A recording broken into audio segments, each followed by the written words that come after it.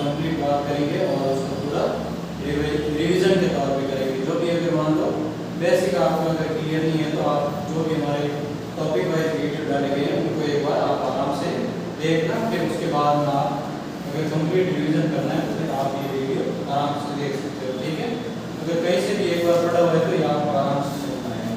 तो अपन सबसे पहले बात करते हैं कि the share of goods act ये कब लागू हुआ। तो ये सबसे पहले हम बात करते हैं एप्लीकेबल कब हुआ। एप्लीकेबल हुआ था 1 जुलाई 1930 को। कब हुआ था? 1 जुलाई 1930 को। उससे पहले जो शेयर ऑफ गुड्स एक्ट था ये इंडियन कॉन्ट्रैक्ट एक्ट का पार्ट था। इंडियन कॉन्ट्रैक्ट एक्ट 1872 उसका ये पार्ट था और 1930 में अलग एक्ट बन गया। कौन सा एक्ट बन गया? The share of goods act. हम शेयर ऑफ गुड्स एक्ट क्यों पढ़ते हैं? क्योंकि अब जैसे बार्टर वाला पहले नियम चलता था कि आप एक कोई भी वस्तु देते थे और सामने से दूसरी वस्तु आपको मिल जाती थी। पहले बार्टर का दबाव था, तब तो इसकी जरूरत पड़ी नहीं। बट धीरे धीरे क्या है कि कोई भी वस्तु आप खरीदने के लिए मॉनेटरी कंसीडरेशन या प्राइस देनी जरूरी होगी। तो उसके लिए हमारा जो शेयर ऑफ गुड्स एक्ट है इसकी जरूरत पड़ी थी और उसके लिए हमारा share of goods act applicable हुआ था 1930 में। तो ये एप्लीकेबल हुआ था पूरे ऑल इंडिया में एक्सेप्ट जम्मू एंड कश्मीर। उस टाइम जम्मू एंड कश्मीर में ये एप्लीकेबल नहीं हुआ था, बट उसके अलावा पूरी भारत में ये लागू हुआ था। ठीक है, उसके बाद हम बात करते हैं कि कॉन्ट्रैक्ट ऑफ सेल क्या होता है। सबसे पहला अपना इसका पॉइंट है कॉन्ट्रैक्ट ऑफ सेल। क्या होता है? Contract of sale. कॉन्ट्रैक्ट ऑफ सेल का मतलब ये है कि आप बेचने का कोई भी कॉन्ट्रैक्ट कर रहे हो तो जिसमें दो पार्टी होगी, एक होगा सेलर और दूसरा होगा बायर। तो कुछ प्राइस के बदले में अगर सेलर गुड्स की ओनरशिप ट्रांसफर करता है बायर को तो वो क्या कहलाएगा? Contract of sale. क्या होगा कि एक प्राइस के बदले में अगर सेलर अपना जो भी गुड्स है वो बायर को ट्रांसफर करता है तो उसको अपन क्या बोलते हैं? Contract of sale. क्या बोलेंगे? Contract of sale. ठीक है, जिसमें एक क्या होगा? बायर और दूसरा क्या होगा? सेलर। अब हम बात करते हैं कि कॉन्ट्रैक्ट ऑफ सेल में क्या क्या एलिमेंट्स होते हैं, क्या क्या एसेंशियल एलिमेंट होते हैं, जरूरी है। तो इसमें पहला एलिमेंट है टू पार्टी। क्या होगा? To party. टू पार्टीज कौन कौन होगी? एक तो होगा बायर जो खरीदने वाला है और दूसरा क्या होगा? सेलर जो बेचने वाला है। कौन होगा? पहला एक बायर और दूसरा कौन होगा? सेलर। ठीक है, जो बेचने वाला। उसके अलावा हम बात करते हैं कि इसमें जो भी वैलिड कॉन्ट्रैक्ट करते हैं तो उसके सारे एसेंशियल एलिमेंट होने जरूरी है। तो वैलिड कॉन्ट्रैक्ट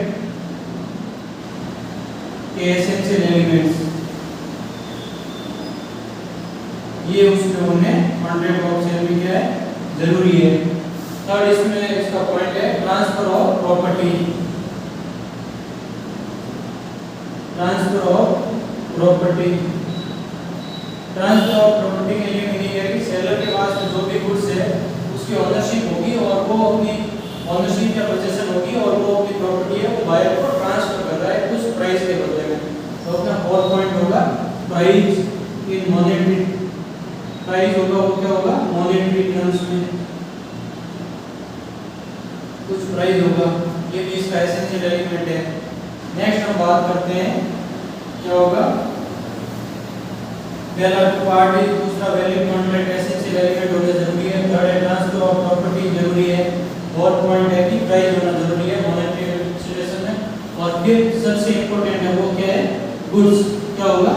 गुड्स जरूरी है। क्या है? गुड्स जरूरी है। तो अपन शेयर ऑफ गुड्स में अभी गुड्स की डेफिनेशन पढ़ेंगे, गुड्स क्या होता है। ठीक है, तो ये सारे एसेंशियल एलिमेंट होंगे तभी आप कोई कॉन्ट्रैक्ट कर पाओगे। ठीक है,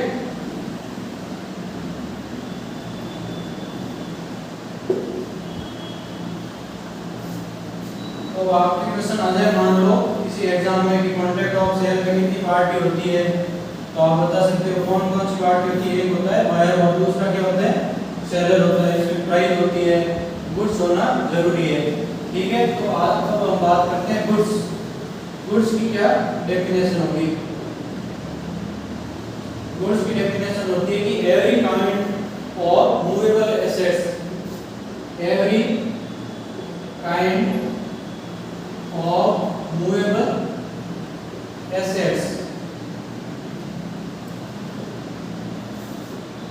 which includes शेयर, स्टॉक, मतलब मूवेबल जो भी चल संपत्ति है उसमें चाहे टेंजिबल हो या इनटेंजिबल, क्या हो टेंजिबल, टेंजिबल में वो संपत्ति होगी जिसे आप टच कर सकते हो, छू सकते हो, और इनटेंजिबल में क्या होगी जैसे गुडविल है, कॉपीराइट है, ये भी गुड्स में इंक्लूड होगा, कॉपीराइट हो गया, गुडविल हो गया, तो ये भी गुड्स की डेफिनेशन में इंक्लूड है। Every kind of movable assets which includes share, stock and growing crops, अगर कोई उगी हुई फसल है तो वो भी इसमें इंक्लूड करेंगे, ग्रोइंग क्रॉप्स या ग्रास हो गई, घास हो गया, ये भी अपन इसमें इंक्लूड करते हैं, बट एक्सक्लूड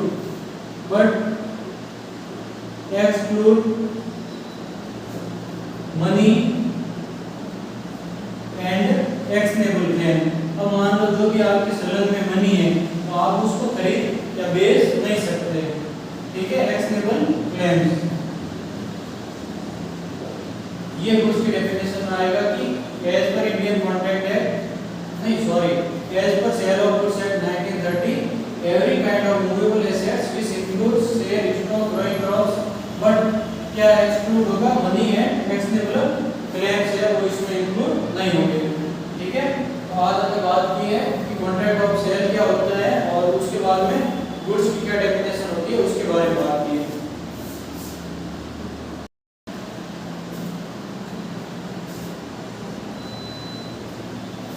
तो अभी हमने बात की है कि गुड्स क्या होता है, इसकी क्या डेफिनेशन है सेल ऑफ गुड्स एक्ट में, और कॉन्ट्रैक्ट ऑफ सेल क्या होता है, उसके क्या क्या एसेंशियल एलिमेंट होते हैं, जरूरी है।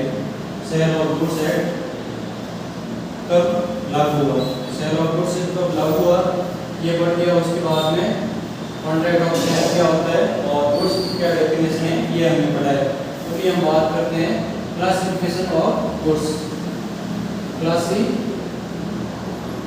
Of goods. गुड्स कितने टाइप्स के होते हैं, classification of goods as per cell of goods act 1930। तो गुड्स कितने टाइप्स के होंगे, 3 टाइप्स के होते हैं मुख्य रूप से। एक होता है एग्जिस्टिंग गुड्स, क्या होगा एग्जिस्टिंग गुड्स। एग्जिस्टिंग गुड्स का ये मीनिंग होता है कि ये इसकी जो गुड्स है वो या तो सेलर के पास में भी ओनरशिप है या फिर पोजीशन है, उसके पास में पड़ा है कोई भी माल और उसको वो आराम से बेच सकता है, उसको अपन क्या बोलते हैं एग्जिस्टिंग गुड्स बोलते हैं। दूसरा होता है फ्यूचर गुड्स, क्या है फ्यूचर गुड्स। फ्यूचर गुड्स का मतलब ये है कि अभी न तो उसकी सेलर के पास में ओनरशिप है और न ही अभी उसके पास में उसकी पोजीशन है और न ही वो गुड्स अभी उसके पास में है, ठीक है, अभी तैयार नहीं है। जैसे आप बायर हो और किसी दुकान पे जाते हो और ऑर्डर देते हो सर मुझे ब्लैक कलर की बुलेट चाहिए, ठीक है, और आपने मॉडल बता दिया कि 500 सीसी की चाहिए, तो अब शोरूम वाला या जो भी कंपनी वाला वो बोलता है कि अभी मेरे पास में नहीं है, इसको आप 15 दिन में आके डिलीवरी ले जाना और पेमेंट कर देना, तो वो एक तरह से क्या हो जाएगा फ्यूचर गुड्स हो जाएगा। तीसरा होता है कंटिजेंट गुड्स, क्या होता है कंटिजेंट गुड्स। कंटिजेंट गुड्स का ये मतलब होता है कि ये कोई ना कोई इसके साथ में कोलेटरल इवेंट जुड़ी होती है, क्या होती है कोलेटरल इवेंट। कोलेटरल इवेंट कैसे जुड़ी हुई होगी, जैसे आप कोई मान लो होलसेलर के पास में गए और बोले कि सर हमें कार के जो चाइना के आप मान लो कि होलसेल सीसीटीवी कैमरे की बात कर लेते हैं, सीसीटीवी कैमरे वाले के पास में गए और उसको बोला आपने कि हमें चाइना के कैमरे चाहिए और वो भी सस्ती चीप रेट में, ठीक है, मान लो 8,000 रुपये आपका प्राइस बता दी, तो 8,000 रुपये में चाहिए। तो उसने क्या बोला कि चाइना से मेरा माल आ रहा है अभी मुंबई पोर्ट पे, तो वो अगर आ जाता है पहुंच जाता है तो मैं आपको वो शेयर को प्रोवाइड करवा दूंगा। तो अब वो किस पे डिपेंड होगा कंटिजेंट मतलब कोलेटरल इवेंट पे, कि अगर उसका माल आता है चाइना से तो वो आपको वो गुड्स है वो प्रोवाइड करवा देगा, अन्यथा नहीं।